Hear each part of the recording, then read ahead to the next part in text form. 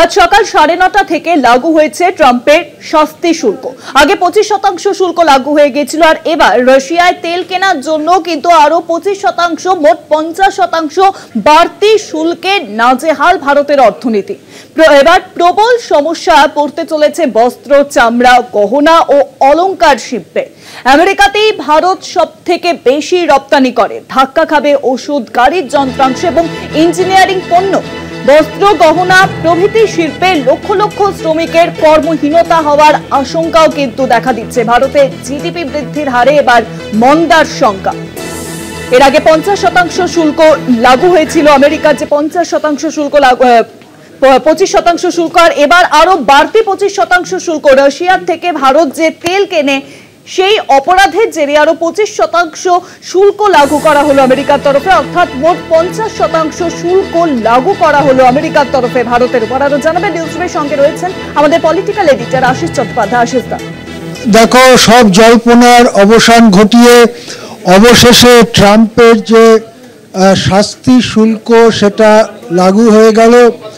রাশিয়ার থেকে কেন ভারত তেল কিনছে সেই ব্যাপারে আমেরিকার আপত্তি, এবং সেই আপত্তিকে ভারত তেমন একটা গুরুত্ব না দেওয়ার ফলে আগের ঘোষণা মতো 27 তারিখ সকাল ভারতীয় সময় সকাল 9:30 থেকে এই শুল্ক লাগু হয়ে গেল। এই শুল্ক লাগু হওয়ার আগে 25-26 তারিখে গুজরাটে ছিলেন প্রধানমন্ত্রী নরেন্দ্র মোদী।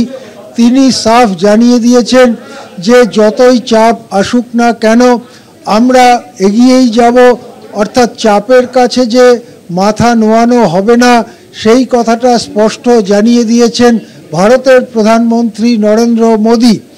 এই অবস্থায় ভারত সবথেকে বেশি রপ্তানি করে মার্কিন যুক্তরাষ্ট্রে। মার্কিন যুক্তরাষ্ট্রে বিরাট পরিমাণ রপ্তানির একটা বড় অংশ মার খাওয়ার সম্ভাবনা।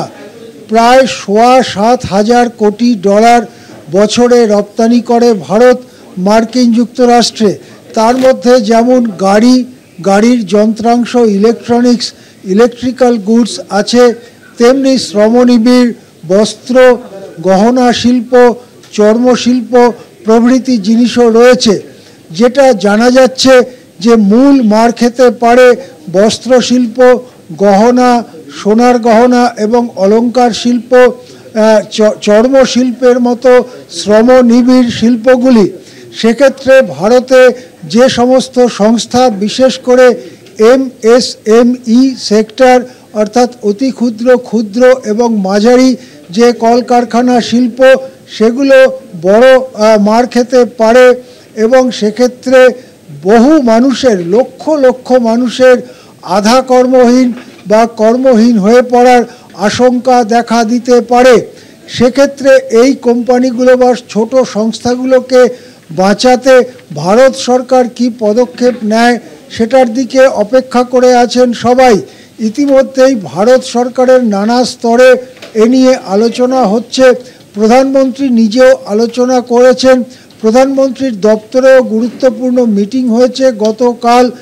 এখনো পর্যন্ত আনুষ্ঠানিকভাবে কিছু ঘোষণা হয়নি, তবে বিভিন্ন ধরনের সংস্থাগুলোকে আরও সহজ শর্তে ঋণ প্রদান বা তাদের পণ্যগুলো রপ্তানি করার ব্যাপারে কোনো উৎসাহ প্রকল্প বা রপ্তানি করবার জন্য দেশ খুঁজে দেওয়া ইত্যাদি কাজ কেন্দ্রীয় সরকার হাতে নিতে পারে বলে মনে করা হচ্ছে।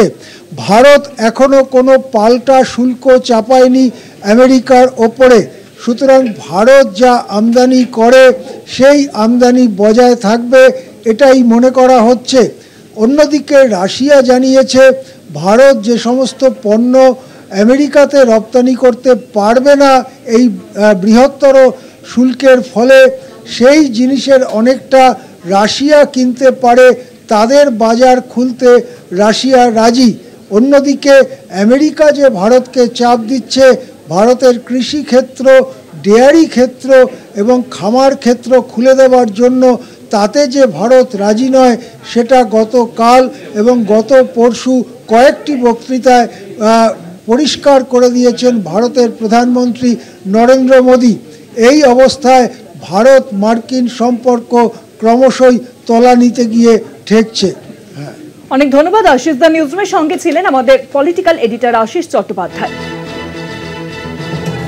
50% যে শুল্ক চাপ তা কিন্তু লাগু হলো এবার ভারতের উপর। আমেরিকার শুল্ক চাপ আগে 25% শুল্ক চাপ লাগু হয়ে গিয়েছিল, এবার আরো 25% শুল্ক চাপ লাগু হলো ভারতের উপর। রাশিয়া থেকে তেল কেনার অপরাধেই কিন্তু আরো 25% শুল্ক চাপ বাড়ানো হয় ভারতের উপর, আর এবার আরো 25% শুল্ক চাপে কার্যত ভারতের অর্থনীতি কিন্তু সংকটের মুখে।